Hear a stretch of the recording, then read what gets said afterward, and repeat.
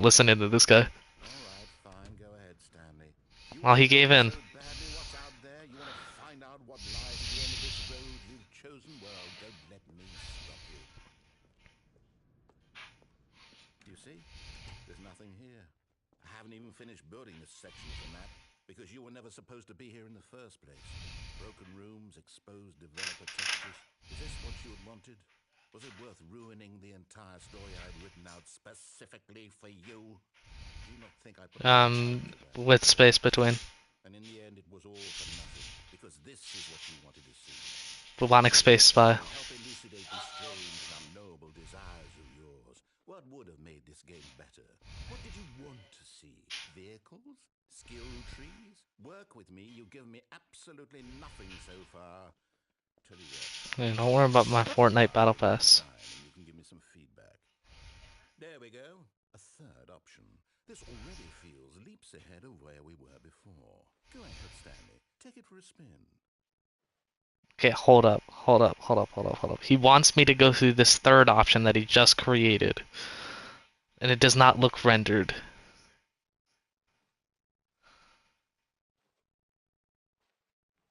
Yeah, that's fine. Well, no, because then you can't hear. God damn it! How? Yeah, hold up, hold up. Broadcast. Uh, Overlay options, display chat. I know there's a way to disable broadcast audio.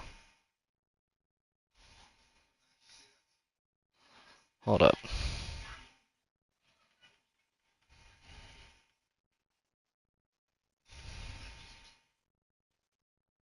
Screen video, accessories, captures broadcast, audio, include party audio. Okay,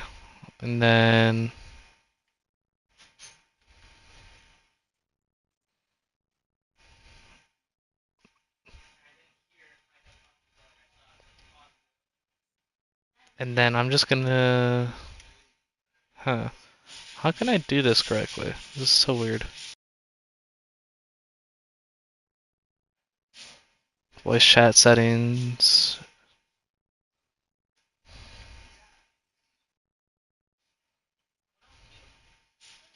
I already put that on because I still want to talk to you, but I want you to hear the narrator. Then just mute me in party then, or in Discord. Just mute me in Discord, and then you're just gonna have to hear my slow reply. Yeah, Ernie. Okay, so Ernie, these two doors were already here before. He told me to go through the left. You told me we should go right. He just created this new unrendered door. Should I go through here or listen to him and go to the left? Like, he told me to go through the unrendered door. Or should I just go to the left?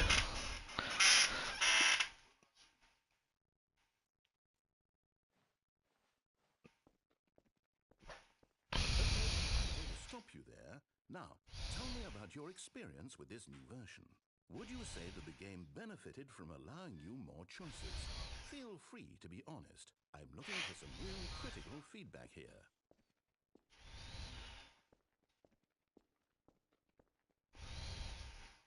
A 1? I mean, I can understand if you had reservations, you saw ways the game could be improved to more fully express itself mechanically and artistically, but a 1? That's not even helpful. What am I supposed to do with that? But I guess it isn't my place to judge.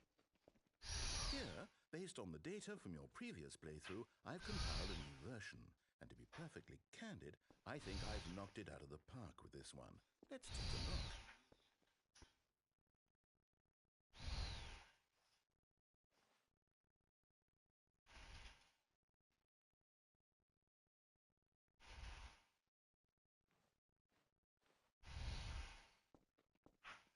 Now, would you say that competitive leaderboard helped you feel motivated to keep walking through doors? Again, honest answers, please. Hey, I nearly forgot. I've got a prototype of a new game I've been working on, and now would be a lovely opportunity to give it some playtesting. You wouldn't mind taking a look at it, would you? Perfect. Let me boot it up. In this game, the baby crawls left towards danger. You click the button to move him back to the right, and if he reaches the fire, you fail. It's a very meaningful game, all about the desperation and tedium of endlessly confronting the demands of family life. I think the art world will really take notice. But of course, the message of the game only becomes clear once you've been playing it for about 4 hours. So why don't you give it 4 hours of play to make sure it's effective? Be sure to keep notes on your experience.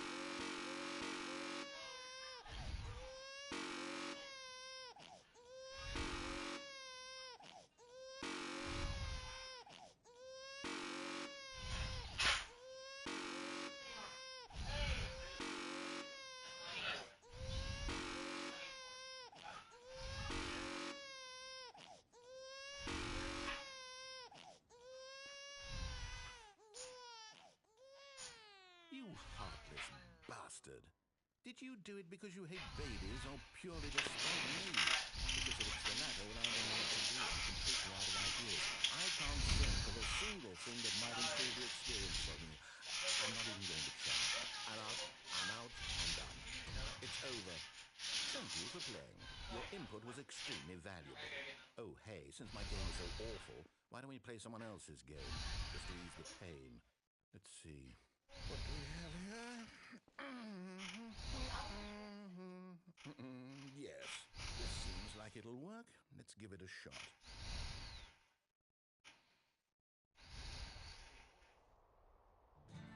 Aha! Fascinating. What do you think this game is about, Stanley? What's our backstory? What is our motivation? Well, it seems obvious to me that you are meant to play as a creepy man spying on innocent civilians. I know it's firewood or Some sort of twisted erotic purpose. Yes, that must be it. What a fascinating venture into the experience of total mental depravity. So far, I love everything about this game, Stanley.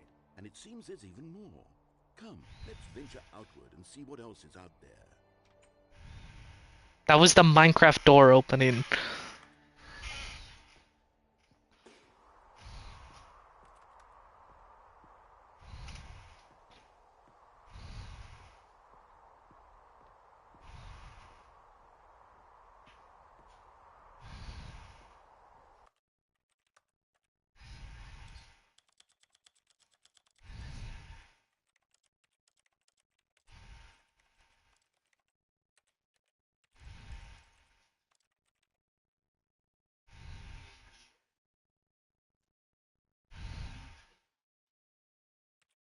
How's that?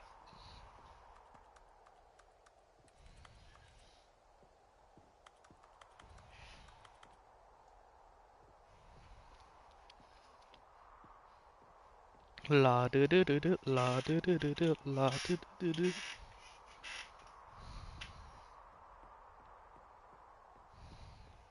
Oh no. No, no, no, no, it can't be.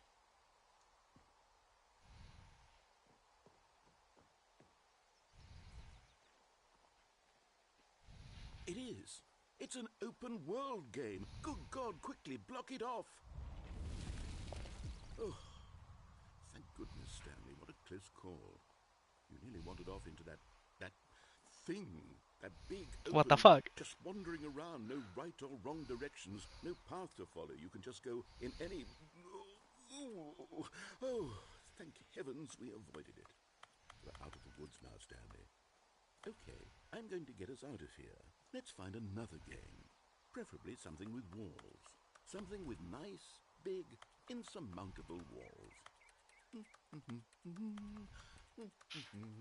Okay, I think this will be just the thing.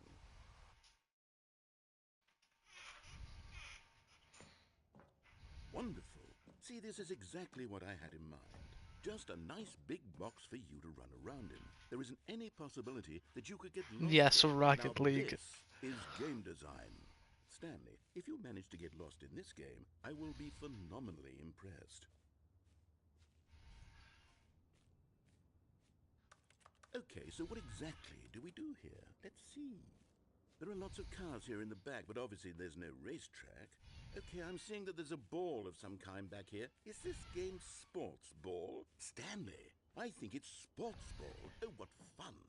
We shall run the bases and do a touchdown together? Yes, I think surely we must. Okay, Stanley, here's the ball. Have fun. Sports ball.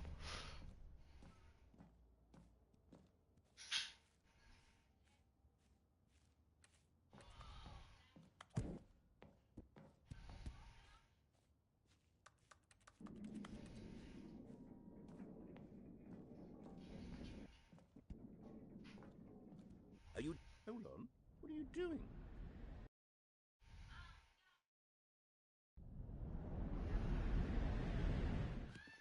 Stanley, don't do that. I can't follow you there. I can't help you. How will you write a story without me? You can't do it. You know that. Stanley, come back.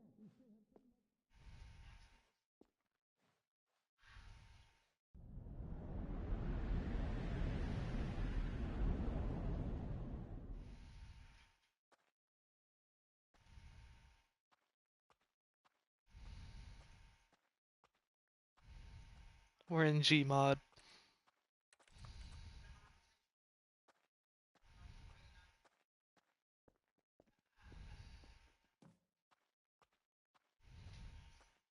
Nuh-uh.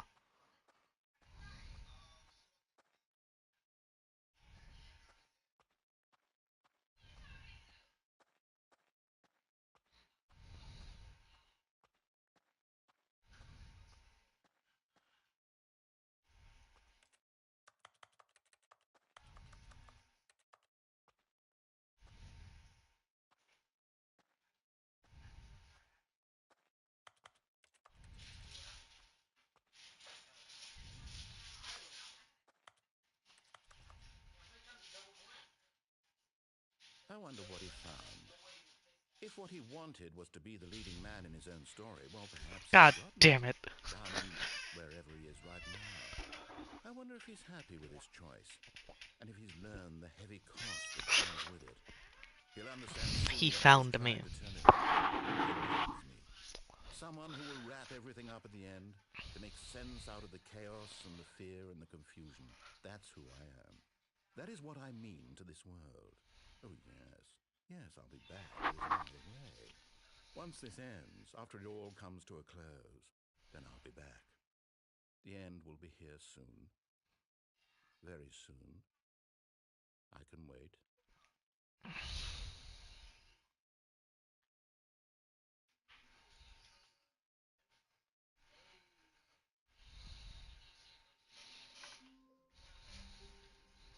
We're back in the office. All of his co-workers were gone. What could it mean? Stanley decided to go to the meeting room. Perhaps he had simply missed a memo.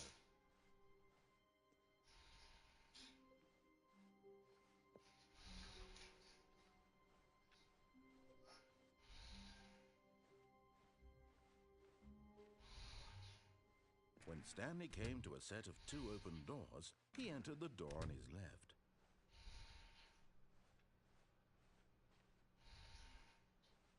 Yet there was not a single person here either. Feeling Tips weary for of not this getting relief, fired. Stanley Talk decided less. to go Do up to his unbelievably boss's office, amazing work. hoping he might find an answer there. How to solve a dispute with a coworker. Let it ball up inside you. Take it out passive aggressively on other coworkers. I'm in the middle of reading it. Using slides to assure employees that everything is sure. Blue graphic header. Everyone is unique. You, most of all. Yeah, these 2 black people. Ew, gingers. Why's that ginger got a fade? Number of slides on this slide. Slides, charts, charts and slides.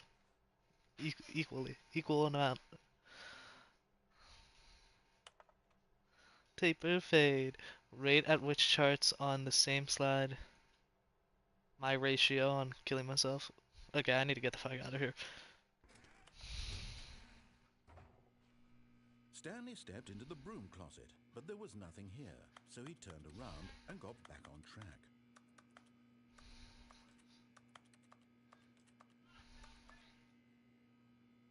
There was nothing here. No choice to make, no path to follow, just an empty broom closet. No reason to still be here.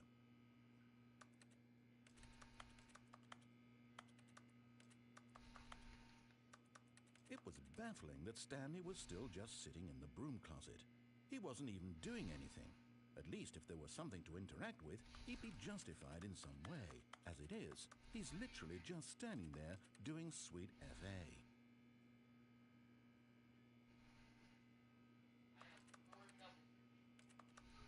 Are you really still in the broom closet? Standing around doing nothing? Yes, I am. Why? Please offer me some explanation here. I'm genuinely confused.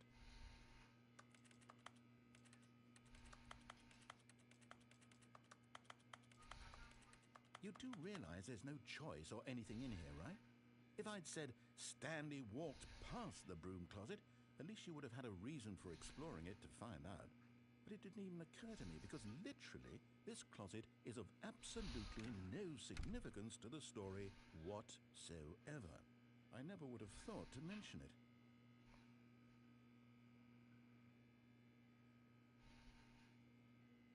Maybe to you this is somehow its own branching path. Maybe when you go talk about this with The your broom friends, closet they'll is say, gonna "Oh, explode. did you get the broom closet ending? The broom closet ending was my favorite." I hope your friends find this concerning.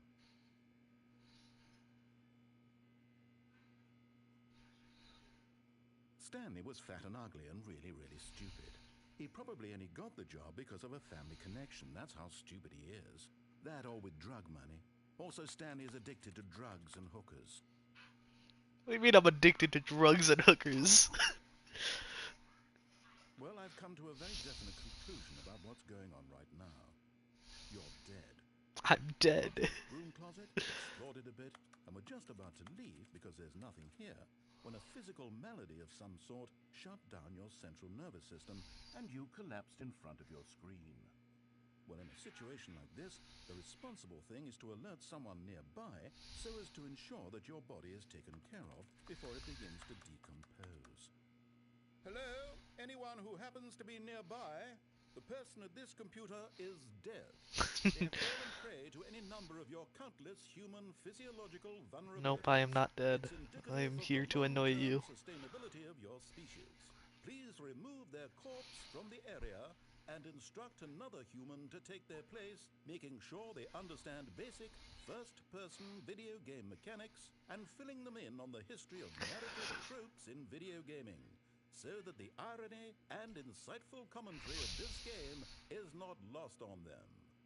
All right, when you've done that, just step out into the hallway.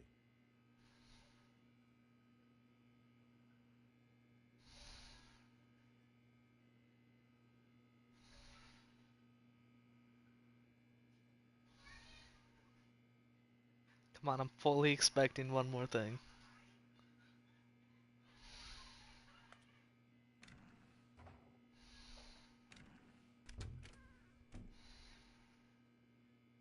Ah, second player. It's good to have you on board. I guarantee you can't do any worse than the person coming to a staircase. Stanley walked upstairs to his boss's office.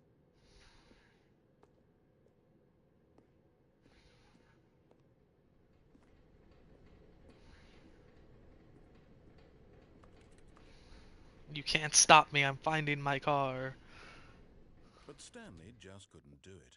He considered the possibility of facing his boss, admitting he had left his post during work hours. He might be fired for that. And in such a competitive economy, why had he taken that risk? All because he believed everyone had vanished? His boss would think he was crazy. And then something occurred to Stanley. Maybe, he thought to himself, maybe I am crazy. All of my co-workers blinking mysteriously out of existence in a single moment for no reason at all?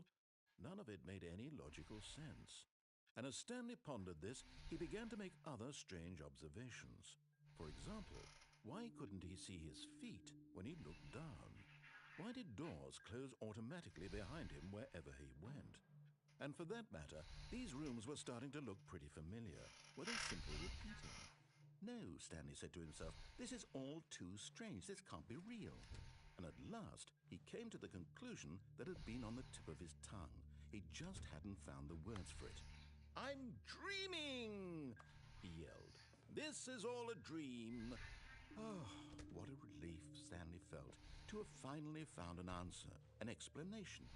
His co-workers weren't actually gone. He wasn't going to lose his job. He wasn't crazy after all. And he thought to himself, I suppose I'll wake up soon. I'll have to go back to my boring real-life job pushing buttons. I may as well enjoy this while I'm still lucid. So, he imagined himself flying and began to gently float above the ground. Oh shit. Oh shit. Then he imagined himself soaring through space on a magical starfield, and it too appeared. It was so much fun, and Stanley marveled that he had still not woken up. How was he remaining so lucid? And then perhaps the strangest question of them all entered Stanley's head. One he was amazed he hadn't asked himself sooner. Why is there a voice in my head dictating everything that I'm doing and thinking? Now the voice was describing itself being considered by Stanley, who found it particularly strange. I'm dreaming about a voice describing me, thinking about how it's describing my thoughts, he thought. And while he thought it all very odd and wondered if this voice spoke to all people in their dreams, the truth was that, of course, this was not a dream. How could it be?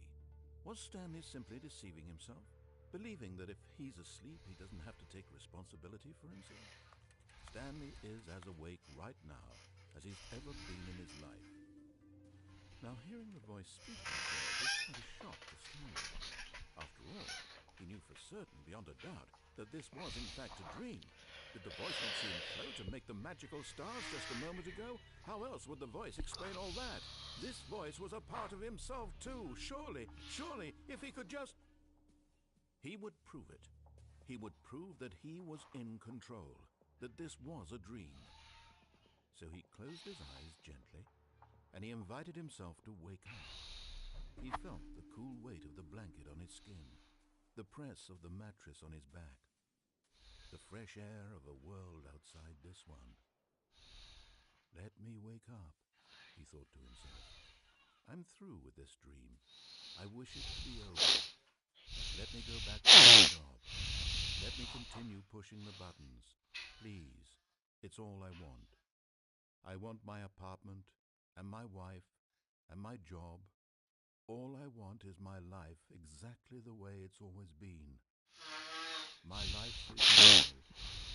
I am normal. Everything will be fine. I am okay.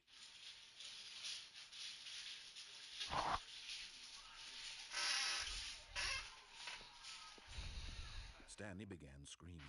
Please, someone wake me Let up. me I am out! Stanley. Let me I have a out! boss. I have an office. I am real. Please, just someone tell me I am real. I must be real. I must be. Can anyone hear my voice? Who am I? Who am I? And everything went black.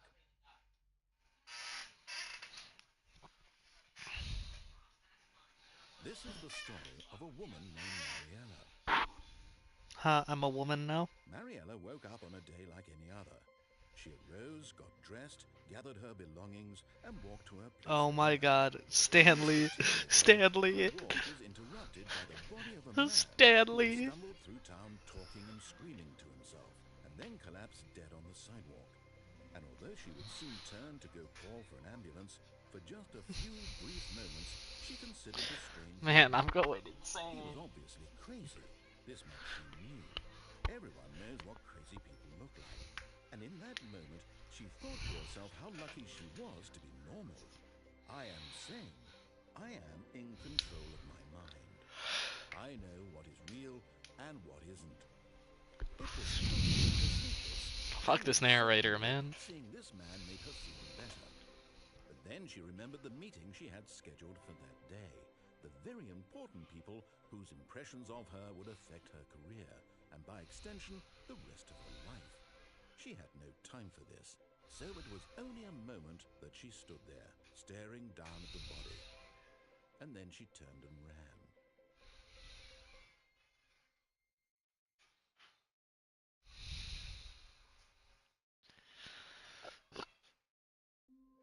Okay, what the fuck? I'm going insane. All of his co-workers were gone. What could it mean?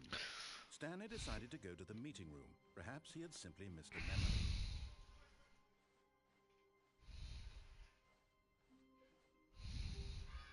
When Stanley came to a set of two open doors, he entered the door on his left.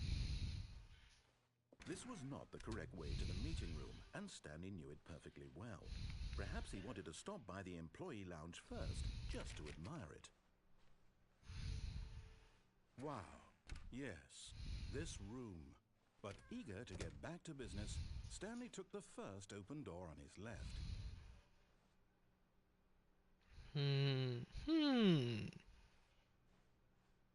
Stanley was so bad at following directions, it's incredible he wasn't fired years ago. Look, Stanley, I think perhaps we've gotten off on the wrong foot here. I'm not your enemy, really, I'm not. But in his eagerness to prove that he is in control of the story and no one gets to tell him what to do, Stanley left from the platform. Good job, Stanley. Everyone thinks you are very powerful.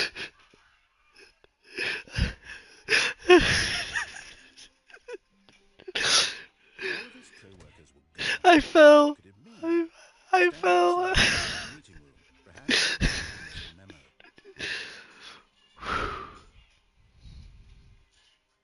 When Stanley came to a set of two open doors, this was not the correct way to the meeting room, and Stanley knew it perfectly well. Perhaps he wanted to stop by the employee lounge first, just to admire it. The lounge was sublime, a work of art. But eager to get back to business, Stanley took the first open door on his left. Stanley was so bad at following directions, it's incredible he wasn't fired years ago. Look, Stanley, I think perhaps we've gotten off on the wrong foot here. I'm not your enemy, really, I'm not. I realize that investing your trust in someone else can be difficult, but the fact is that the story has been about nothing but you all this time. There's someone you've been neglecting, Stanley. Someone you've forgotten about. Please, stop trying to make every decision by yourself. Now, I'm not asking for me, I'm asking for her. For her. Your chance to redeem yourself, to put your work aside, to let her back into your life. But in his eagerness to prove that he is in control of the story and no one gets to tell him what to do, Stanley leapt from the platform and plunged to his death. Good job, Stanley. Everyone thinks you are very powerful. There has to be a way to get down there because there's an open door.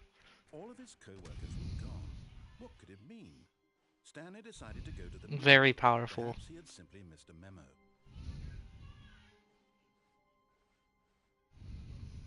When Stanley came to a set of two open doors, this was not the correct way to the meeting room, and Stanley knew it perfectly well. Perhaps he wanted to stop by the employee lounge first, just to admire it. Standing now in this incredible room, Stanley for the first, but eager to get back to business, Stanley took the first open door on his left. Stanley was so bad at following directions, it's incredible he wasn't fired years ago.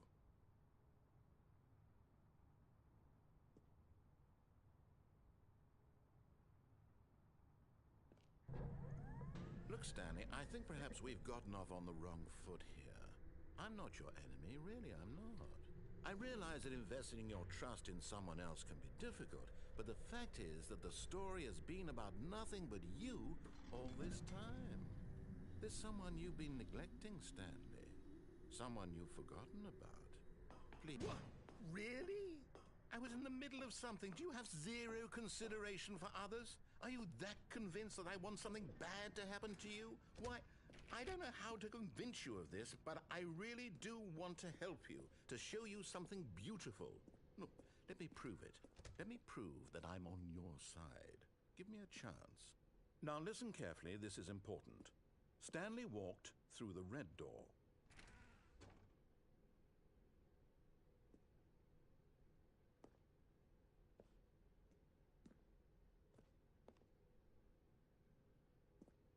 Aha, perhaps you misunderstood. Stanley walked through the red door.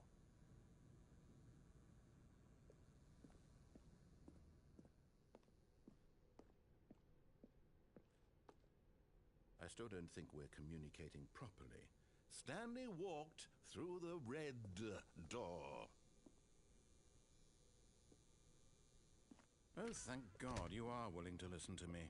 Do you see that I really have wanted you to be happy all this time? The problem is all these choices. The two of us always trying to get somewhere that isn't here. Running and running and running, just the way you're doing right now.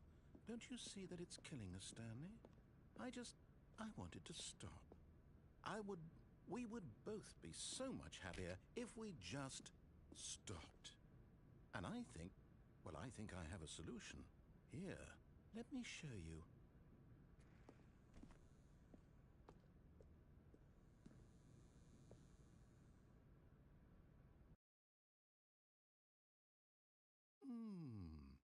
What do we want? What are we looking for?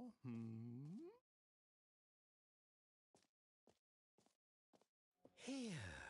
Yes. Oh, it's beautiful, isn't it? If we just stay right here, right in this moment with this place, Stanley, I think I feel happy. No, wait. Where are you going?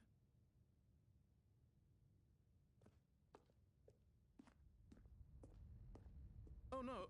Stay away from those stairs. If you hurt yourself, if you die, the game will reset. We'll lose all of this. Please, no, Stanley, let me stay here. Don't take this from me. Please, Stanley, think about what you're doing.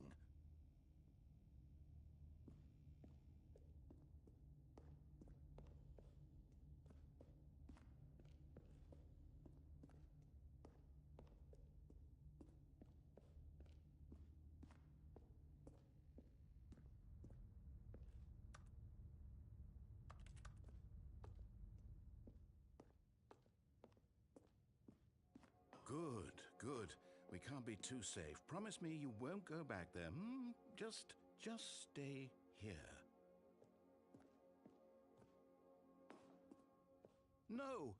What do we talk about? You're risking everything we achieved here.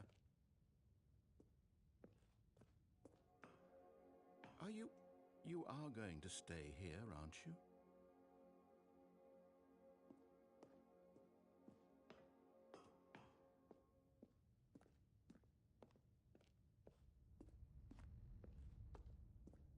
You heard me before, didn't you? You will die! What about this isn't getting through to you?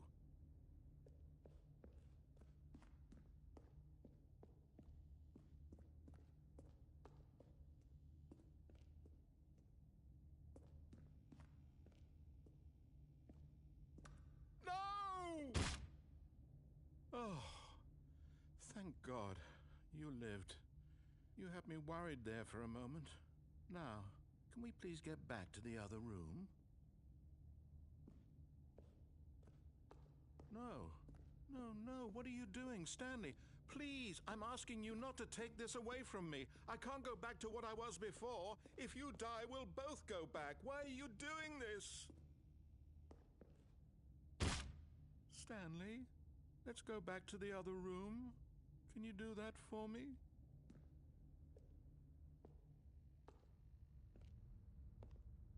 Yes, perhaps you can. Perhaps you finally see what I'm talking about. I know you'll see that we can't be happy if we leave this place. You can see that, can't you? No, perhaps not.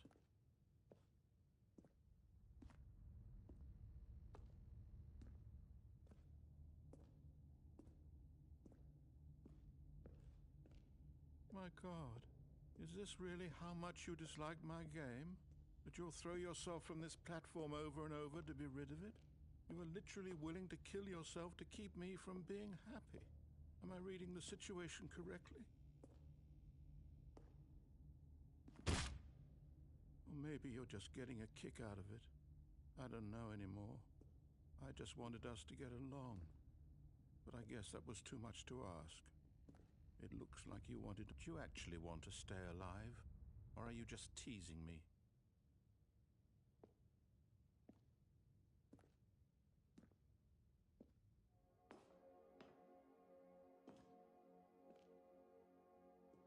I wanted us to be happy here, Stanley. I really did.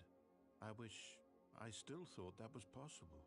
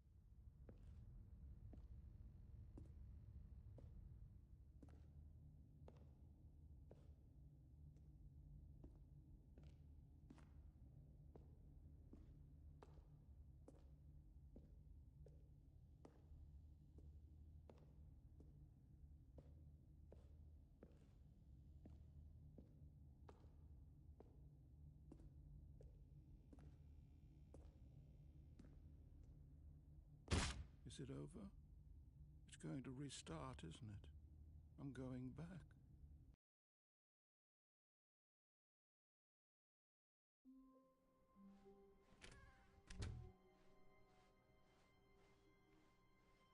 When Stanley came to a set of 2 open doors, he entered the door on his left. This was not the correct way to the meeting room, and Stanley knew it perfectly well. Perhaps he wanted to stop by the employee lounge first, just to admire it. Stanley felt lightheaded, butterflies in his stomach, giddy in a way he had never known before. Was it this room? A connection between the two? Could a man love a room? I mean, truly, truly, deeply, madly love. But eager to get back to business, Stanley took the first open door on his left. Stanley was so bad at following directions, it's incredible he wasn't fired years ago. Look, Stanley, I think perhaps we've gotten off on the wrong foot here. I'm not your enemy, really, I'm not. I realize that investing your trust in someone else can be difficult, but the fact is that the story has been about nothing but you all this time. There's someone you've been neglecting, Stanley. Someone you've forgotten about. Please, stop trying to make every decision by yourself. Now, I'm not asking for me. This is it, Stanley. Your chance to redeem yourself. To put your work aside. To let her back into your life. She's been waiting. That's her, Stanley. You need to be the one to do this. To reach out to her. If you can truly place your faith in another, then... Oh, no, you can't... Did you just unplug the phone? No, that wasn't supposed to be a choice. How did you do that? You actually chose incorrectly? I didn't even know that was possible. Let me double check. No, it's definitely here, clear as day. Stanley picks up the phone. He's taken to his apartment where he finds his wife, and the two pledge themselves to one another. Music comes in, fade to white, roll credits. Not picking up the phone is actually somehow an incorrect course of action. How is that even possible? None of these decisions were supposed to mean anything. I don't understand. How on earth are you making meaningful choices? What did you... Wait a second. Did I just see... No, that's not possible. I can't believe it. How had I not noticed it sooner? You're not Stanley. You're a real person. I can't believe I was so mistaken. This is why you've been able to make correct and incorrect choices. And to think I've been letting you run around in this game for so long. If you'd made any more wrong choices, you might have negated it entirely. It's as though you completely ignored even the most basic safety protocol for real-world decision-making. Or did you not grasp the severity of the situation? Well, I won't have that kind of risk on my watch. I'm going to stop the game for a moment so we can educate you properly on safe decision-making in the real world. Please observe this helpful instructional video. Choice. It's the best part of being a real person. But if you Leave me out of this! the most dangerous. I can't even skip it. I can't even skip In it. this scenario, a hypothetical real person named Rupert has a choice. He could invent a machine that eliminates food shortages across the world to make life better for all people. Or he could spend years of hard work forgetting how to read. Which choice would you make? Remember that unlike here, the real world makes sense, and at no time should you make a choice that does not conform to rational logic. If you find yourself speaking with a person who does not make sense, in all likelihood, that person is not real. Allow the person to finish their thought, then provide an excuse why you cannot continue talking. Turn to a partner and practice saying, "My goodness, is it 4:30? I'm supposed to be having a back, sack, and crack." Excellent. Making choices on a regular basis is the best part to a healthy decision-making process. Most medical professionals recommend making at least 8 choices per day. Yes. Do you make more than 8? Less? And finally, if you begin to wonder if your choices are actually meaningful and whether you'll ever make a significant contribution to the world, just remember that in the vast infiniteness of space, your thoughts and problems are materially insignificant, and the feeling should subside. At this time, your instructor will guide you in an exercise to test and reinforce the material covered in this video. Ah, welcome back. You may have noticed that this room has begun to deteriorate as a result of narrative contradiction. But not to worry. Now that you're properly informed on good decision-making, we're going to revisit a choice you made just a few minutes ago and see what the correct thing to do would have been. This way, please.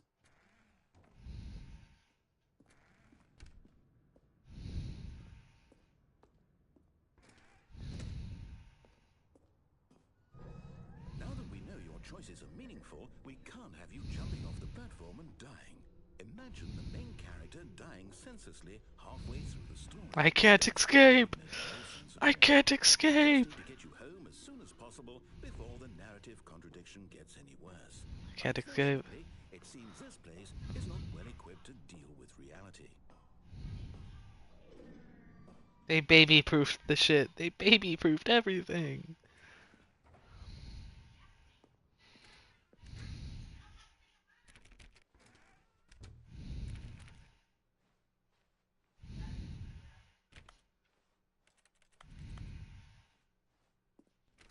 Almost there. You'll take the door on the left, back to the correct ending, the story will have resolution once again, and you'll be home free in the real world. Now remember, all you need to do is behave exactly as Stanley would. That means choosing responsibly and always putting the story first. I'm quite sure you'll be up to the task. Just follow my lead and you'll be fine. All right. When Stanley came to a set of 2 open doors, he entered the door on his left.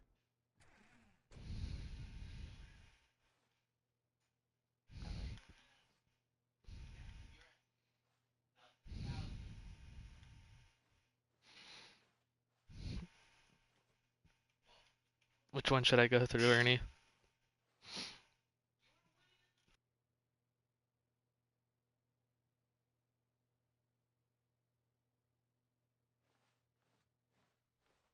No! Why did you do that? Quickly, hurry back in the other direction. Perhaps we're not too late.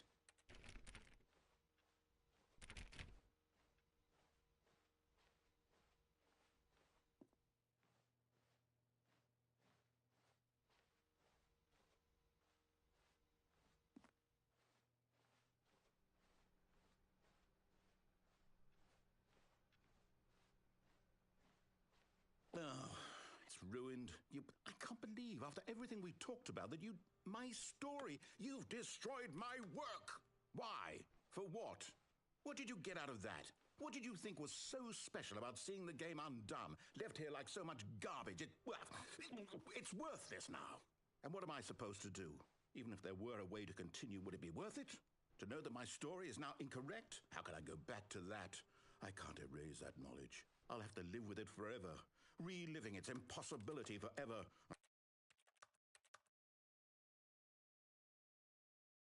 I couldn't live that way.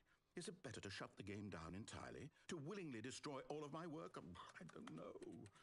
What's the answer? What do I do? What do I do? What do I... No, I have to. I have to shut the game down. I have to. I have to.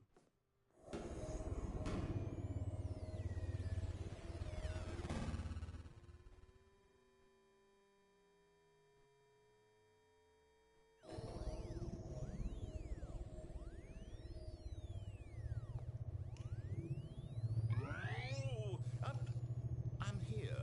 I'm still here. Here in this pile of rubbish. With you. You. Who thought you were so clever. Now look where we are. My entire game is destroyed. It was the only thing in the world that was mine, and you've run it into the ground. What, did you think that would be funny? You just had to see? Didn't I impress upon you how important it was to be like Stanley? He actually knows how to do what I tell him to. He understands that if I say to do something, there's a damn good reason for it. That thought hadn't even occurred to you, had it? That there's a world outside of you? You're a child. Oh, my story. If you'd just gone through the door on the left, you would have seen it. There was a whole underground facility. You would have destroyed it and been victorious. It would have been so perfect. I worked so hard on it. I tried so hard to make it behave exactly as Stanley would. That means choosing responsibly and always putting the story first. I'm quite sure you'll be up to the task. Just follow my lead and you'll be fine. All right. When Stanley came to a set of 2 open doors, he entered the door on his left.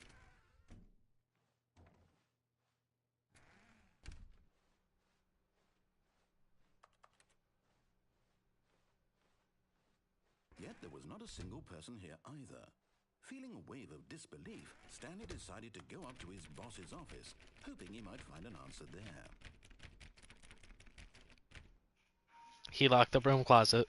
He locked the broom closet.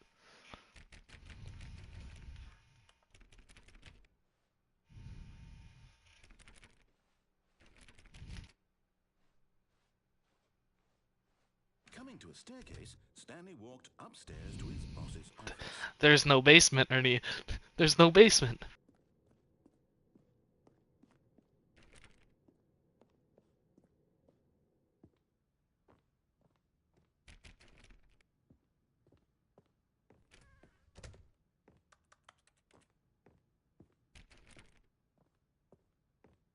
Stepping inside his manager's office, Stanley was once again stunned to discover not an indication of any human life. Shocked, unraveled, Stanley wondered in disbelief who orchestrated this, until he saw the door with a voice receiver next to it. Surely behind this door lay all the answers to his questions. And beyond all probability, he knew the passcode. He had seen it on his boss's computer just last week. Night Shark 115. Was this the code to open the door? Would it still work? There was only one way to find out. Stanley had been trained never to speak up, but now he would draw from within himself the courage to face the unknown. He drew a sharp breath and then spoke the code.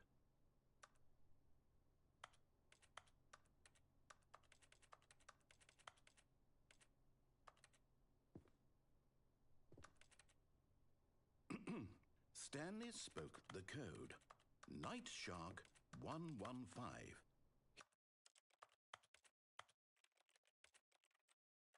He spoke it into the receiver, right there on the wall.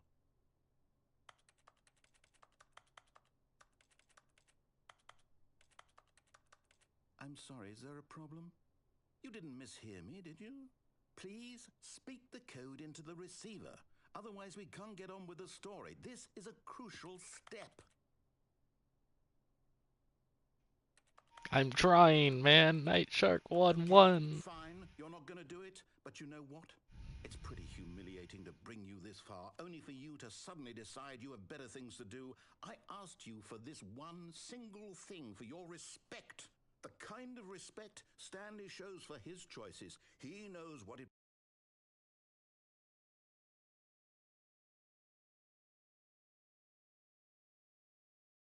means to take a story seriously. If you didn't want to see what I had to show you, then why did you come here? You had a choice, you know. You could have gone through the door on the right. You could have done whatever the hell you wanted over there. Why did you come this way? Speak. Say something to me. Explain yourself, you coward. You... When Stanley came to a set of 2 open doors, he entered the door on his left. Stanley? Hello? Are you... Is everything okay? Stanley, please. I need you to make a choice. I need you to walk through the door.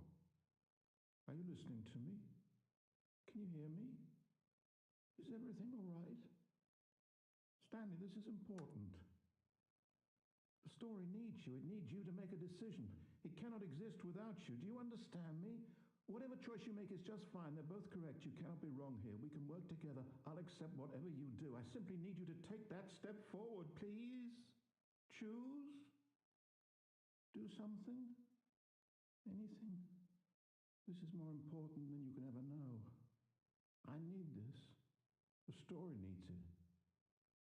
So, you hear me? Are you there? You listening to this? Stanley, are you there? Okay. It's okay, I can wait. You need time to decide. Time to make sure your choice is correct. That is the best choice. That's all right. I'll wait for you to decide what's the right thing to do. Take as much time as you need.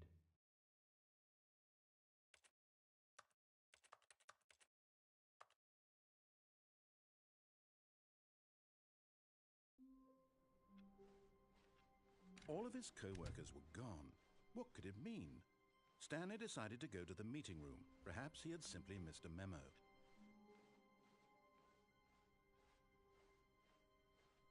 When Stanley came to a set of 2 open doors, he entered the door on his left. Yet there was not a single person here either. Feeling a wave of disbelief, Stanley decided, oh no, not again. I won't be part of this. I'm not going to encourage you. I'm not going to say anything at all. I'm just going to wait for you to finish. Not again! Not again! Please take your time.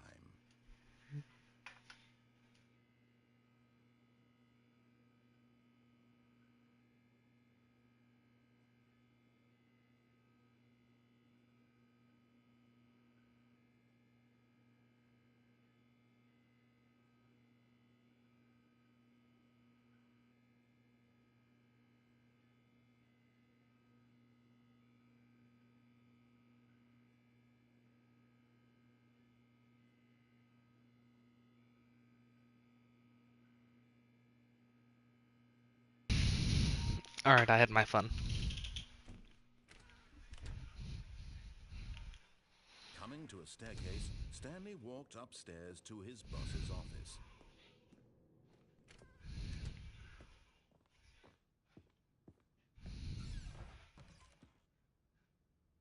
Money in the morning, money in the evening, money for breakfast, money crisp.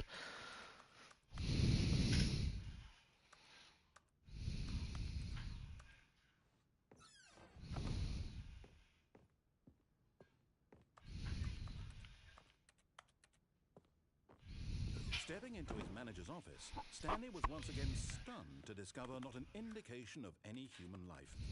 Shocked, unraveled, Stanley wondered in disbelief who orchestrated this. What dark secret was being held from him? What he could not have known was that the keypad behind the boss's desk guarded the terrible truth that his boss had been keeping from him. And so the boss had assigned it an extra secret PIN number. 2845. But of course, Stanley couldn't possibly have known this.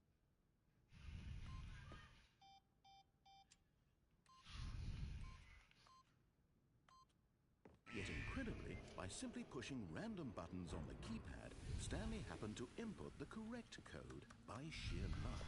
Amazing. He stepped into the newly opened passageway.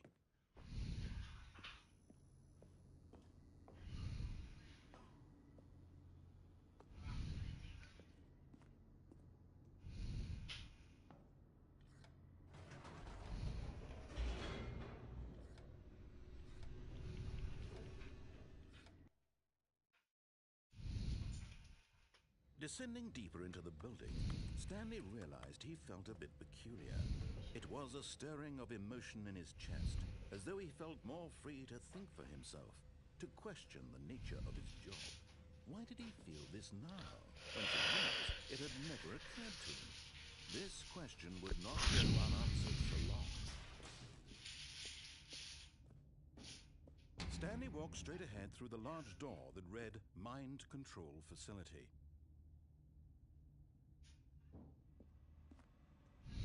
Although this passageway had the word escape written on it, the truth was that at the end of this hall, Stanley would meet his violent death.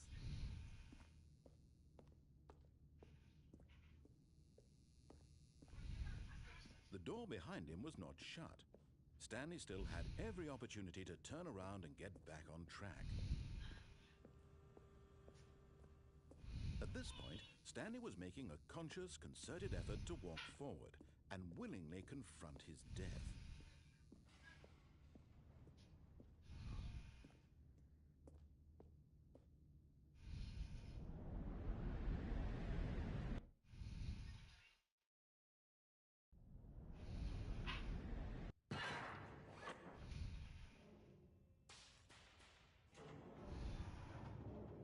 As the machine whirred into motion and Stanley was inched closer and closer to his demise, he reflected that his life had been of no consequence whatsoever.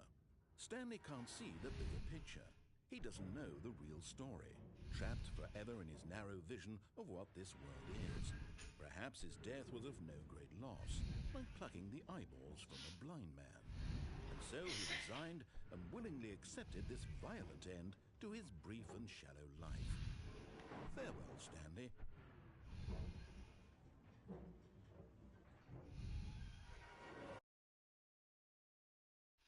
Farewell, Stanley, cried the narrator, as Stanley was led helplessly into the enormous metal jaws. Thank In a God. single visceral instant, Stanley was obliterated as the machine What? crushed every bone in his body, What? killing him instantly.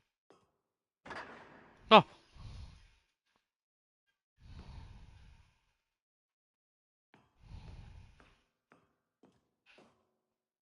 And yet it would be just a few minutes before Stanley would restart the game, back in his office, as alive as ever. What exactly did the narrator think he was going to accomplish? When Ooh. every path you can walk has been created for you long in advance, death becomes meaningless, making life the same. Do you see now? Do you see that Stanley was already dead from the moment he hit start?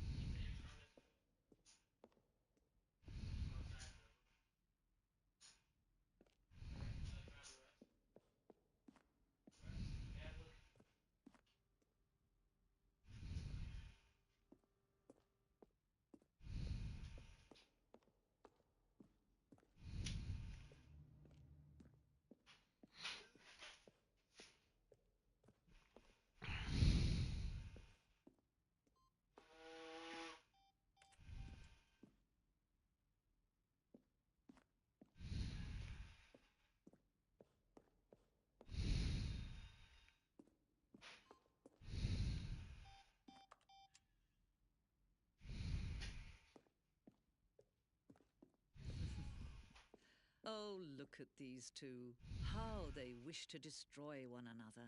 How they wish to control one another. How they both wish to be free. Can you see? Can you see how much they need one another? No, perhaps not. Sometimes these things cannot be seen. But listen to me. You can still save these two. You can stop the program before they both fail. Turn off your PlayStation. There's no other way to beat this game. As long as you move forward, you'll be walking someone else's path. Stop now and it'll be your only true choice. Whatever you do, choose it. Don't let time choose for you.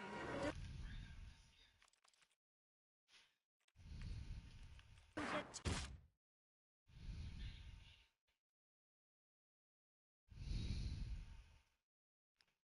No.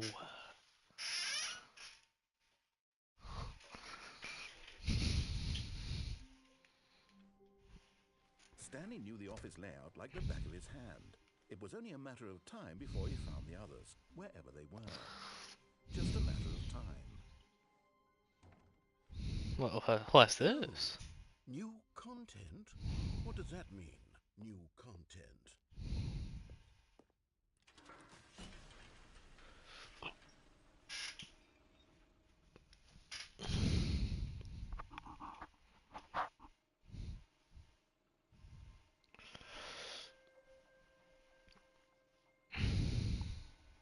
Hello, and thank you for playing the Stanley Parable Ultra Deluxe.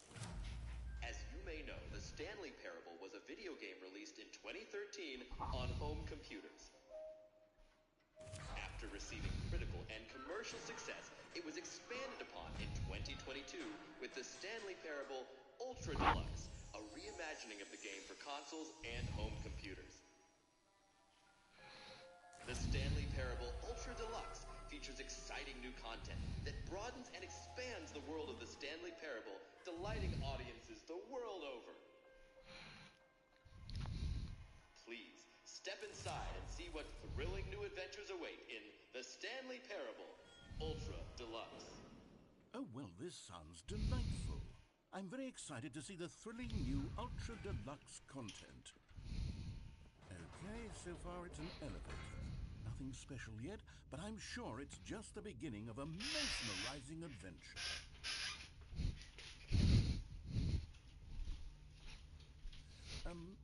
Is it broken?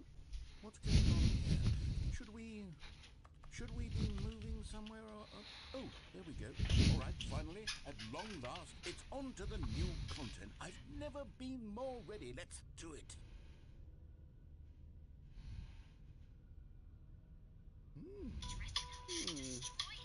I have to say, initial impressions of Stanley Parable Ultra Deluxe, mostly tedious. It's as if Oh, okay. Let's see the content. Give me the content, Stanley.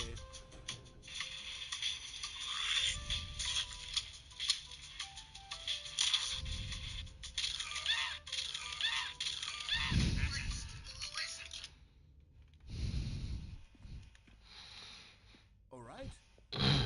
Let's see, it's the jump circle.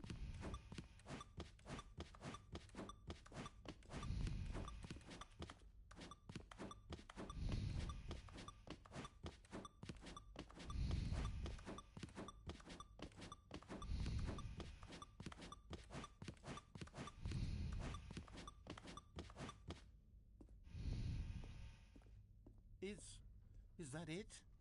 Surely that's not all the new content. There has to be something else, right?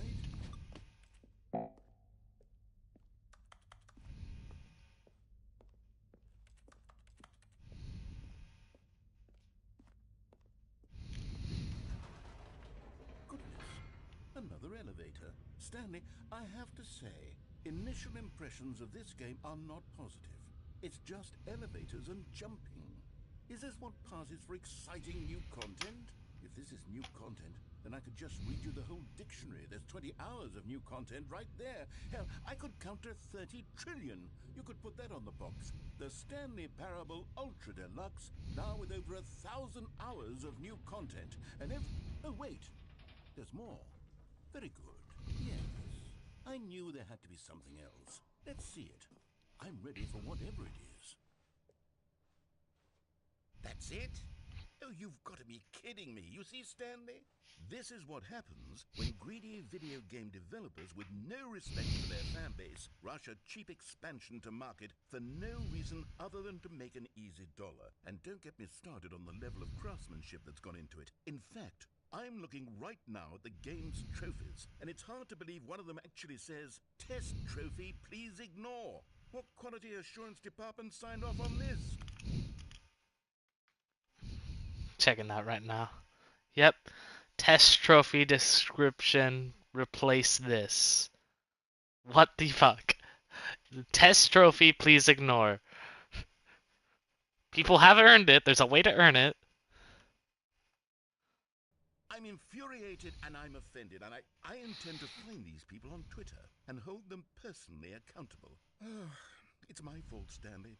I built up too much anticipation around the new content, I'm afraid. It could never have lived up to such expectations.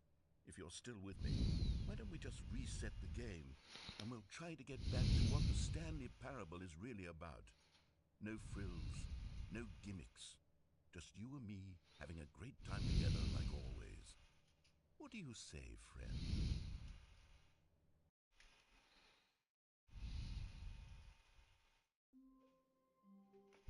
Where am I?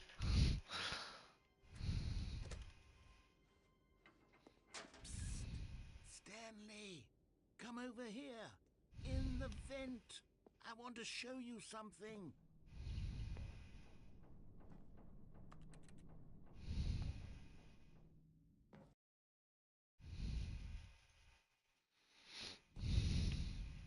Okay, You remember how cheap and unsatisfying the new Ultra Deluxe content turned out to be? Well, it got me thinking about the past and how much better the Stanley Parable used to be. So I made something special and tucked it away here where the game's developers won't find it. Just our little secret. Take a look. I call it the Memory Zone. It's where I've been storing all my favorite memories so I can relive the peak experiences of my life whenever I want. Experiences like the launch of the Stanley Parable on PC.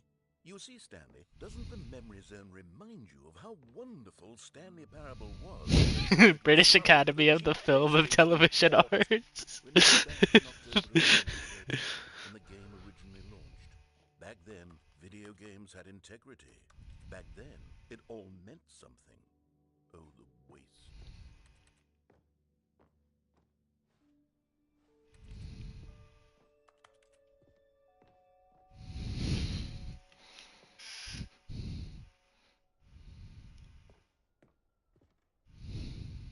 I wonder what that is.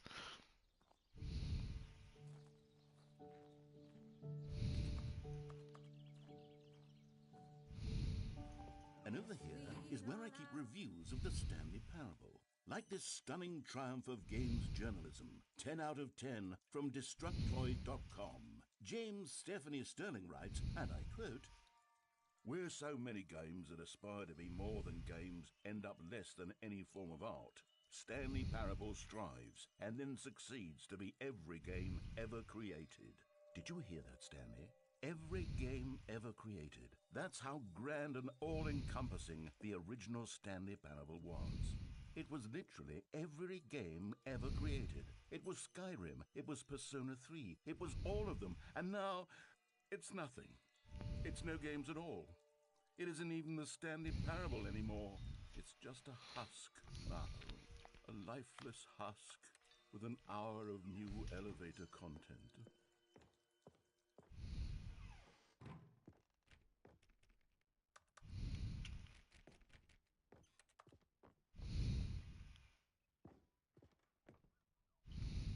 Ah, Person of the Year.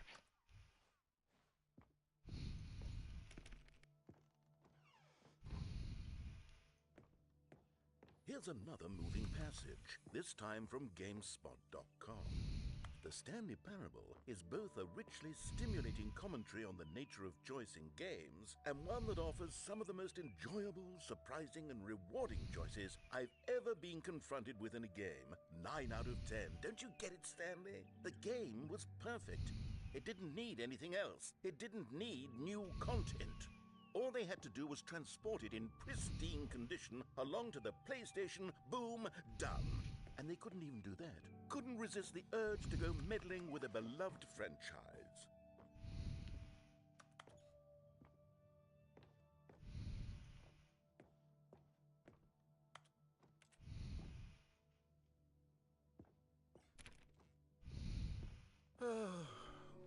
These were simpler times, Stanley. But I wouldn't give to go back, to have it all over again. Wait, hang on. I don't recall this part of the memory zone before. What's this? What's down here? Oh no, oh God, no, Stanley. It's a collection of reviews from Pressurized Gas, the extremely popular online storefront for computer games. I haven't looked at these in years. I can't even imagine what's been collecting down here. Surely these reviews were glowing as well, weren't they?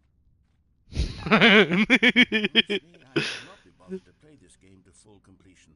The narrator is obnoxious and unfunny, with his humor and dialogue proving to be more irritating than entertaining. Unfunny! I'm not trying to be Ooh, funny. ooh, ooh. I'm trying to make a serious work of art.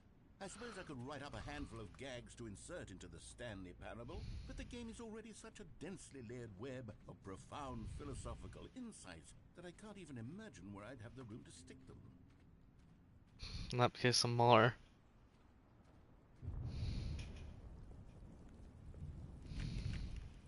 Up here's another one. Recommended. Up. Okay, let's see what this one says. While the idea for the game is good, for someone who prefers non-linear games, this preachiness gets annoying fast. Preachy? Stanley? I'm not preachy, am I? You can tell me if I'm preachy. Honestly, you can. Oh, goodness. This is actually quite shocking for me. I always, well, to be honest, I had always thought of the game's dialogue as being rather terse to begin with. You can't know how much fluff I cut from the game to get it to feel as light and airy as it... Well, I always thought it did. But maybe it wasn't. Dear, what an awful memory to have to hold on to. These black marks on my otherwise unimpeachable track record. Like a failure. Like I let these people down. Perhaps the Stanley parable isn't quite as sterling as I always remembered. What's this one got to say? You constantly have to stop doing anything so the narrator can catch up with his long-winded explanations of what's happening. I wish there was a skip button. A skip button? Well, yes. Yes, I think we can do that. If I'm truly too preachy, then maybe letting you skip ahead for just a moment, surely it couldn't hurt. Not if it means we can strike these negative reviews from the record. Only positive reviews of the Stanley Parable. That's my motto today, and it's always been my motto. I'd do anything for the customer, Stanley. Yes, a skip button we shall have. And here it is. Go ahead and give it a shot. Oh, you're back, you see. You were only frozen in time for a few minutes, but it was plenty of time for me to deliver a long, rambling monologue full of unnecessary verbal flourishes. Well, there, sport. You really did catch me rambling on a bit, didn't you? But that's the power of the button. The minute I start to go off on a thoughtless display of self-absorption... Okay, welcome back, Stanley. Now, I should say that the amount of time the button is becoming longer and longer. That last one was, well, I want to say maybe 30, 45 minutes? It's not. Stanley! Stanley, please don't push the button again. It's been 12 hours. Holy shit. You've just been frozen there. I don't know why the skips are getting longer, but they're... Oh, Stanley. Oh shit. You're back. Oh, goodness. I have The someone plant to is talk to dying. again. Stanley, I think it's been a week. Or 2 weeks.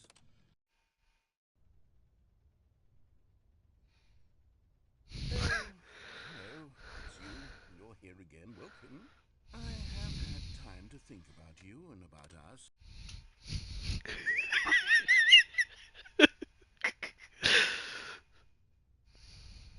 No more talking? Am I cured?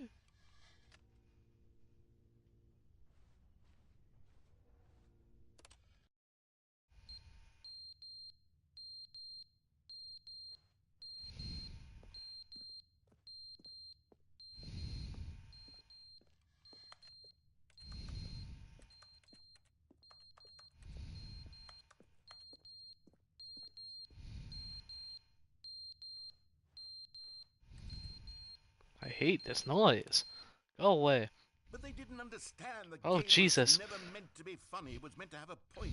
It was meant to speak to the human condition. But where are the jokes? Where are the jokes? They bemoaned, they screamed, they gnashed their teeth and said, entertain us. It wasn't enough. They had to leave a pathetic little thumbs-down review and make all of their pitiful demands. But then, he's talking too much, they said. First, he didn't entertain us, now he won't shut up. It's...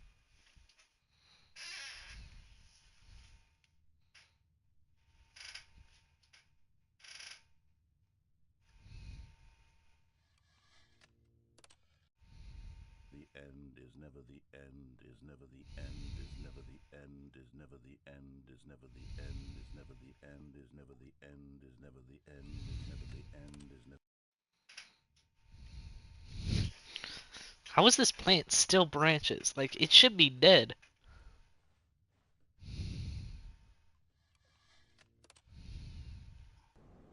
Holy shit, never mind, the plant is dead.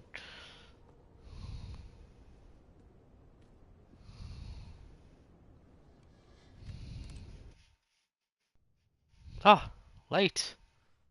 It's nice seeing that. It's been in the dark this whole time. Probably guessing the narrator's dead. Hopefully. Ah, trees. What year is this? 3070?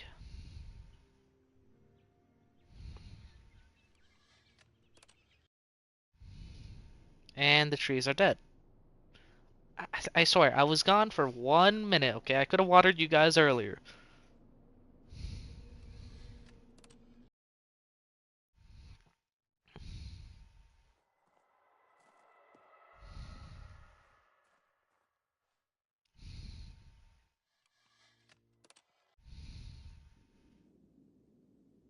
Oh, the building's sideways.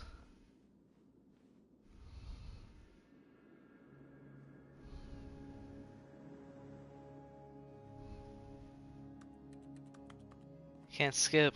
I have to go out to the real world.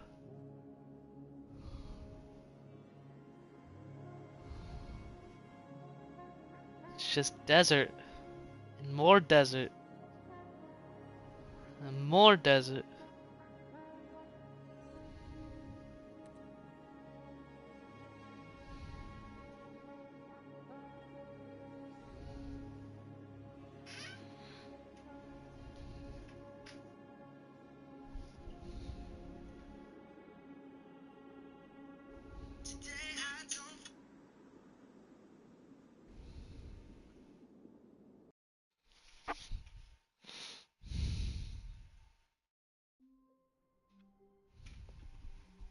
All of his co-workers were gone. We're back. What did it mean?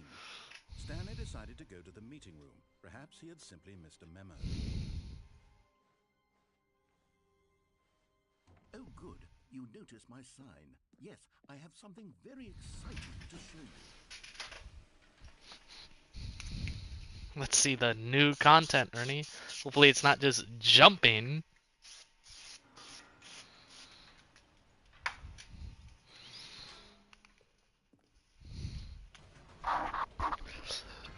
You see, Stanley, I've been reflecting on the Stanley Parable and about how roundly disappointing this ultra deluxe version has turned out to be. The original Stanley Parable was a landmark, and any new content for it should live up to that legacy. So forget this ultra deluxe nonsense. I say we take it one step even further. Which is why I'm very proud to announce for the first time ever, the Stanley Parable 2. Ah, we've upgraded. We've upgraded. See? Isn't this far superior to a measly port with a few minor additions? Think of all the new territory we'll cover with a fully fledged sequel. An entirely new experience, built from the ground up. Why, there are so many possibilities. It could go in so many different directions. This is what fans have truly been asking for.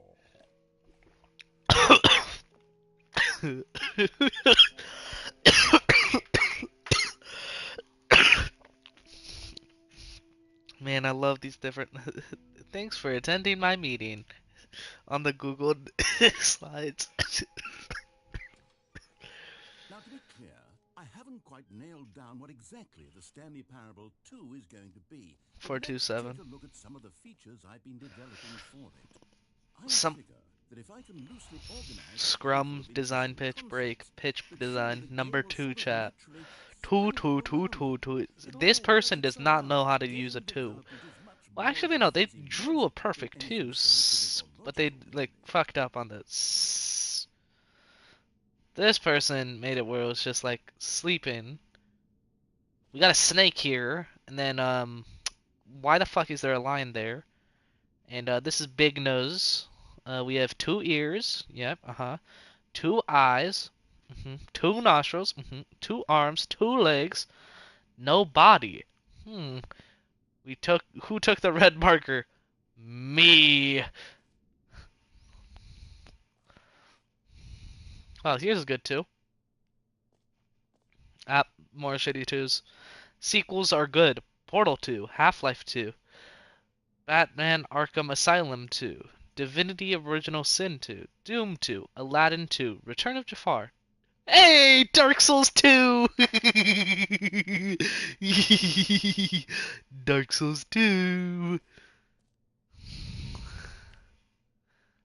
It's a good sequel, good sequel.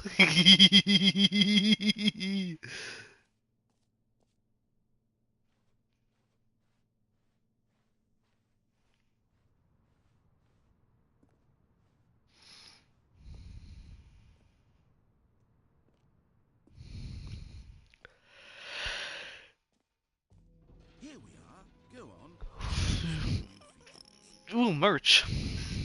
I want some merch. I can't get some. Okay, fuck you, game. The button that says the name of the player that is playing the game. Hear your name in game. For the Stanley Parable 2, I asked myself, what do players really want? And of course, the first and most obvious answer is that they want to be individually recognized and validated as people. So with that in mind, my first addition to the game is this button which speaks the name of the person playing the game. Isn't that wonderful? Jim. Sorry, I should have clarified. Right now, the button only says the name Jim.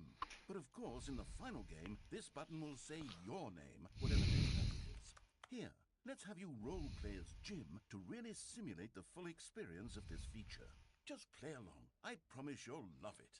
Okay, here we go. Let's take a deep breath, clear your mind, forget who you are, and simply become a person named Jim. I want you to imagine yourself living as Jim, sleeping and waking as Jim, falling in love and being heartbroken as Jim, seizing all of the world's possibilities as Jim, and as Jim watching your dreams crumble into dust. Do you feel it deeply? Are you really, truly Jim right now? If so, then please step forward and press the button. Jim.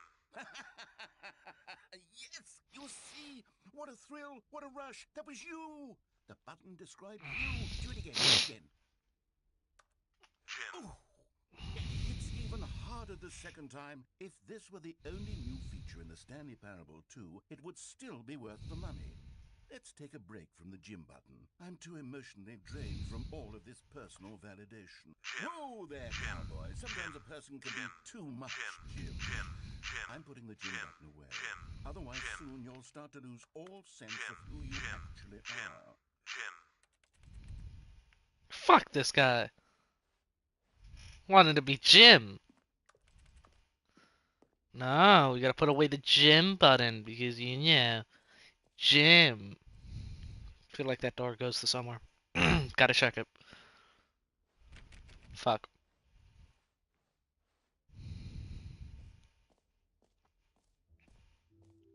I suppose I could allow only people named Jim to play the Stanley Parable 2. That would actually save me the work of finishing this feature. An epilogue would be fun, wouldn't it, Stanley? Yes, it would go at the end of the, well, we'll figure that out later. Hold up. Free and easy trophy. Settings World Champion Infinite Hole free trophy. I like this. Free trophy. Get it here. Okay. Free trophy. Get yours right now. Pull the lever, receive your new trophy. No more steps. It just works. Now, here's something special. You remember that broken test trophy that got left in the game on accident? Well, I'm developing a technology to simply give you the trophy. Yes. Okay, perhaps I should have clarified. This is technology that will exist. Right now, the trophy is still fully broken. I'm not a wizard, Stanley, but I guarantee it will be fixed in the sequel to at last satisfy the hordes of ravenous fans all over the world who have been uproariously demanding this feature. Gamers, we hear you, and I promise it will happen.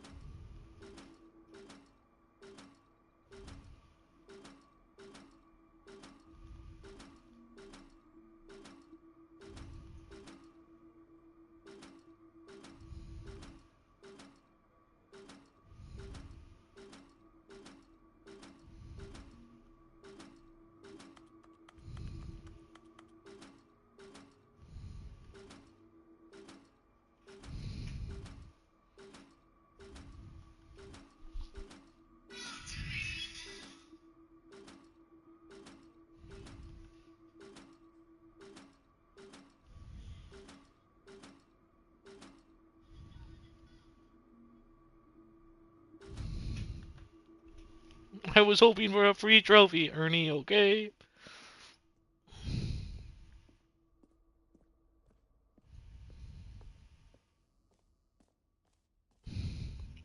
Time to check What out the else? Infinite What other Hole. exhibits haven't we seen yet?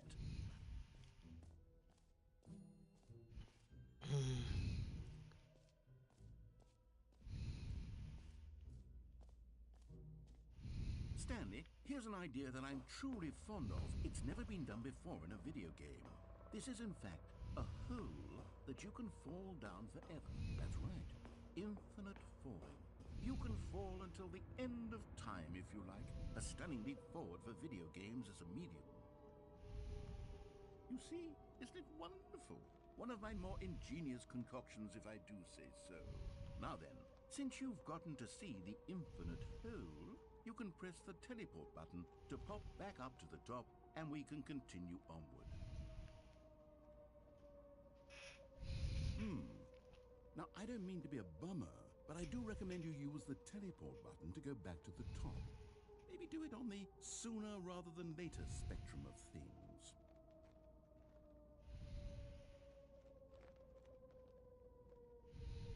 Okay, Stanley, I don't know quite how to say this tactfully, but it's possible that I slightly exaggerated the infinite nature of the hole. Is it a very, very deep hole? To be certain it is. It's an extremely deep hole. I don't want anyone to say that it isn't an astonishingly deep hole. It is. Is it infinite? Well, that sort of depends on your definition of infinity. From one perspective, the infinite is merely philosophical in nature. It's more of a... Okay, well, good for you. You found the bottom of the hole. You found me out, Stanley. I'm a liar and a cheat, and you're so clever. Look, I think the issue here is just that you're unusually fascinated by falling. What normal person actually wants to fall infinitely? I figured the whole... Oh my god, oh my god, oh my god. Put this on This is me. just the two of us, You're just the the two of us. We can make it if we try, just the two of us. Just the two of us, just the two of us. Building castles in the sky, just the two of us. You and I. Then go ahead and press the teleport button to warp up to the top of the hole and we can move on. I'll just be up here when you're ready. Great! Now, I'm very excited to show you even more of my ideas for the sequel.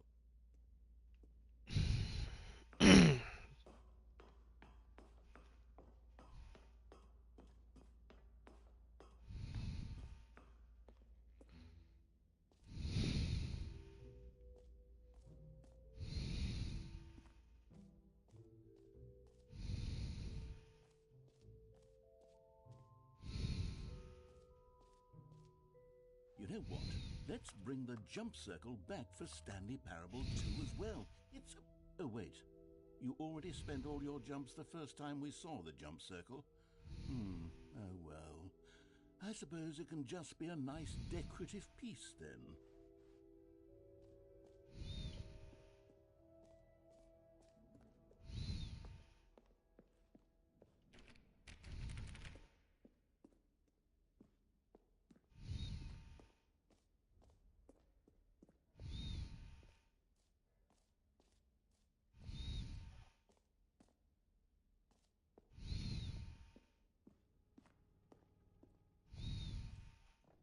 Ah, collectibles. Now it's a real video game. In the Stanley Parable 2, you'll run around gathering up these miniature Stanley figurines. And what's truly innovative is that there will be no reward for collecting all of them. I don't want to stifle the intrinsic joy of watching a number go up. Nice. You simply collect all of them, and then you move the hell on with your unremarkable...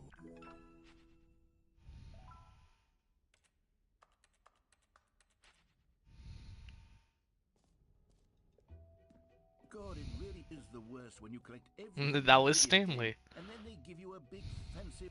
Calling it the Stanley Parable 2 is just so much catchier than Ultra Deluxe, don't you think? Ultra Deluxe? What does it even mean? But the Stanley Parable 2, now that's an artistic statement right there. It's future-oriented. It screams Oh goodness, Stanley, this is fairly awkward. I hate to do this, but before you leave, you really should go to the bucket exhibit.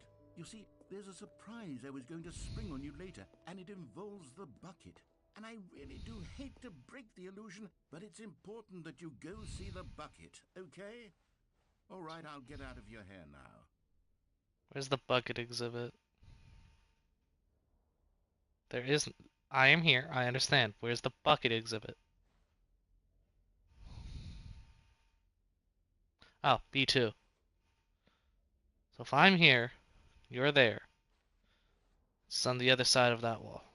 Yeah, this way. Bucket exhibit is here. Yep. Stanley Turbo. Yeah.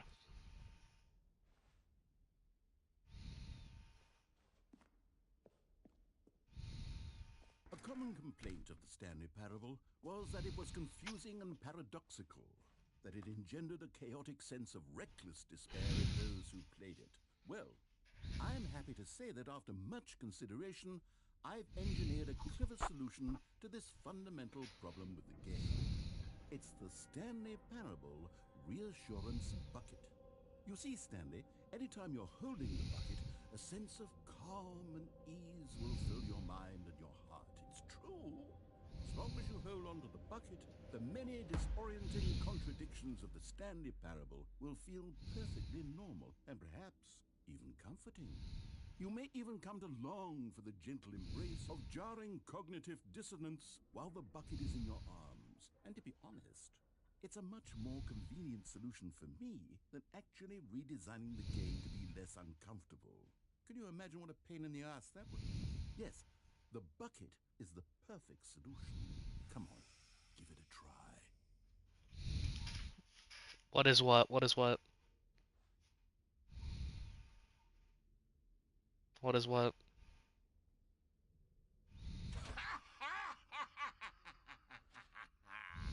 Can you feel it? The glow of comfort, even in the face of crushing despair, must already be sweeping through your body. And in fact, can I say that I do believe the bucket lends you an air of charisma as well? I think that just holding it has made you the slightest bit more attractive as a person. The benefits of the bucket seem to go on and on, don't they? All this and more awaits you in the Stanley Parable 2.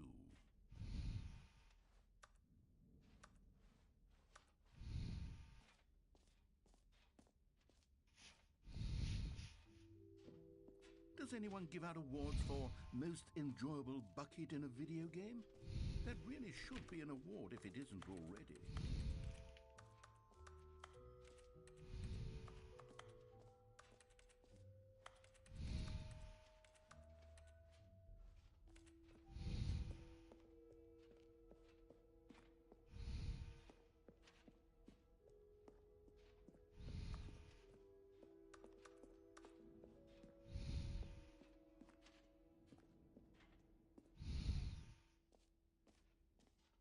So, Stanley, what do you think? Do you like all of the new features? Yes, I know it's not exactly clear yet how exactly these features will come together as one single coherent video game, but I can feel it in my soul. It's going to work. There's definitely a good game in there somewhere. Say, let's do an experiment. I'll arrange these new features together, and we'll see whether or not it coheres into a meaningful gameplay experience. Okay, are you ready? Here it is. I give you the Stanley Parable 2.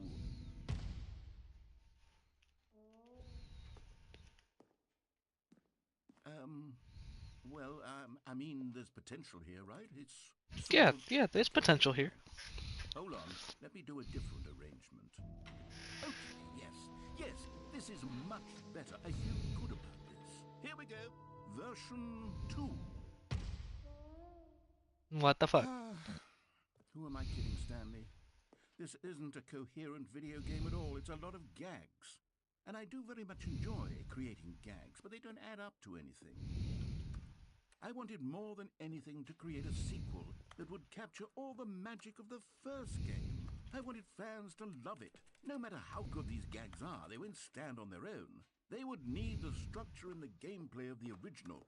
Wait, maybe that's it. I can take the original Stanley Parable and simply, well, insert a few of my new features into it. Tastefully, of course. With respect. With care for the vision and integrity of the original game. Would it possibly work? I suppose it could. But it would need a really, really tremendous title screen.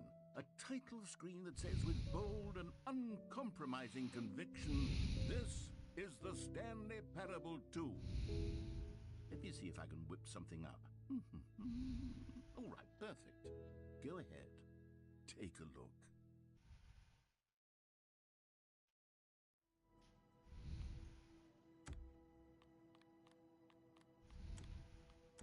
Ernie, I am now playing the Stanley Parable 2, it seems.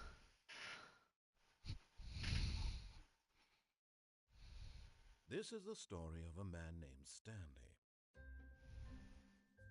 Stanley worked for... All of his co-workers were gone.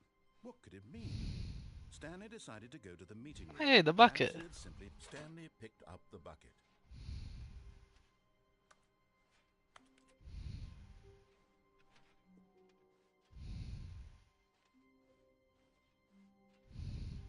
Stanley clutched the bucket tightly to his chest and entered the door on his left.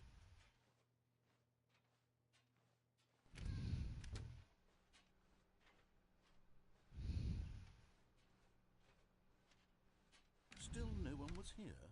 Stanley needed the bucket's warmth and comfort now more than ever. Perhaps his boss's office was where... Oh, Stanley, can you feel it? The broom closet. It wants the bucket. You can feel that, What? don't you? The No. aura of jealousy. No. It's as clear as day. This broom closet believes it No. deserves the bucket. No. I can really feel it now. It's a bucket. It belongs in a broom closet. That's what the broom closet is trying to say here. It's supposed to go with the other cleaning supplies. Good for you, Stanley. Don't give in. Don't hand over the bucket. The bucket is I mine. know how hard it is, given the pressure that the broom closet is putting on your shoulders right now, but you have to be strong. This is your bucket. This is your companion and lifelong friend. You can't hand it over. Oh no. We're getting into name-calling now, it seems. Is this how low the broom closet has sunk, that it has to resort to this stream of petty insults simply in order to get you to hand over the bucket? Stanley, I never liked this broom closet for a variety of reasons, but even this is worse than I had imagined. And wait, now the broom closet has the gall to imply that you and the bucket are not truly deep and lasting friends? That your relationship is purely superficial and convenient? That your life is so banal and meaningless that you'd feel the same sort of kinship towards any inanimate object which happened to lay in your path in an even partially enticing manner? Well, I never. Go on, Stanley. Lay into it. Really tell the broom closet off for its demeaning comments. Expand on the wide variety of experiences you and the bucket have shared together. Go through each of them point by point. Share your journal entries detailing the rich emotional landscape of your feelings for the bucket as they have changed and evolved over the years. Let him have it.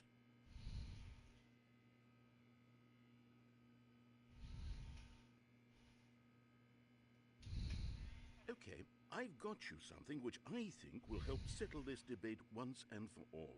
Here we go. There. Now it's Property of settled. No more Stanley. debate, no more Yep. discussion. Take our hike, broom closet, with all your meandering philosophical diatribes about the nature of cleaning supplies and their relationship to broom closets in the natural order of things. Coming to a staircase, Stanley and the bucket walked upstairs to the boss's office.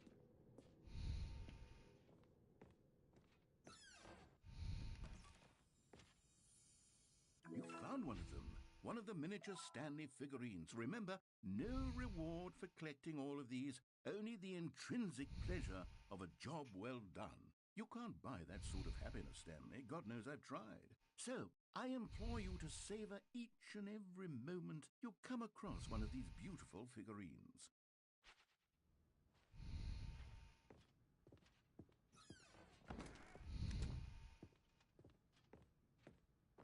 Stepping into his manager's office, Stanley was once again stunned to discover not an indication of any human life. Crushed by the weight of this revelation, Stanley may have broken down into an emotional dumpster fire if not for the soothing presence of the bucket. Even now, in his darkest of hours, did the bucket's warmth and guiding light pierce the dark clouds of confusion and chaos. It would be with him, always. The bucket would. And he knew it. The two of them were inseparable. At this point, Stanley was so absorbed in the tender spiritual connection he shared with the bucket that he didn't notice the keypad behind the boss's desk. Nor in his bliss of simply being near the bucket did he have any notion that the pin number for the keypad was 2845. Yes.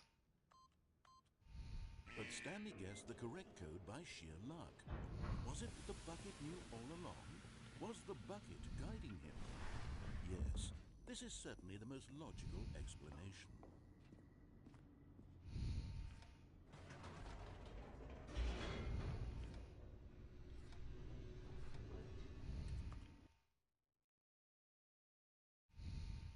The elevator raced downward, plummeting towards an unknown fate. It would be all Stanley could do to keep himself together, if not for the bucket. Soothing him, comforting him, reassuring that in this darkest moment of uncertainty, he would be all right. The bucket is here for you, Stanley. Everything will be fine. Wait, Stanley said to the bucket. Can we go back up? When I was pressing those keypad buttons, there was something very intriguing about the number 3. I want to go back so I can try pressing the number 3 again. The bucket said nothing.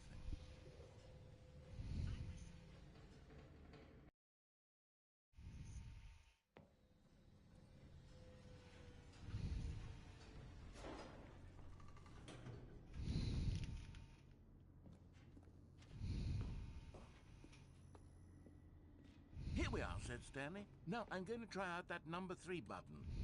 He took the bucket over to the keypad and began absolutely slamming on the number. Well, he said, the number 3 is such a special button. I'm having the time of my life.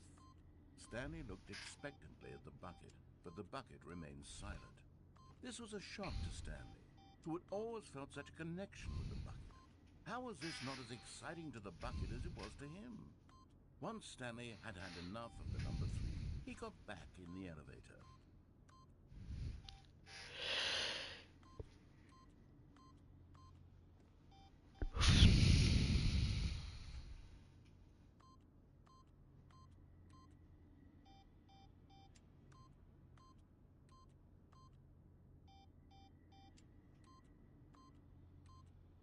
No.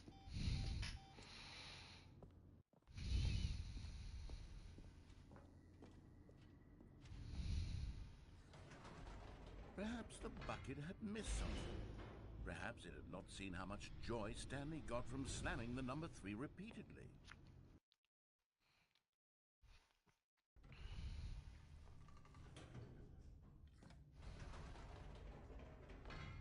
No, said Stanley to the bucket. You can't go on yet.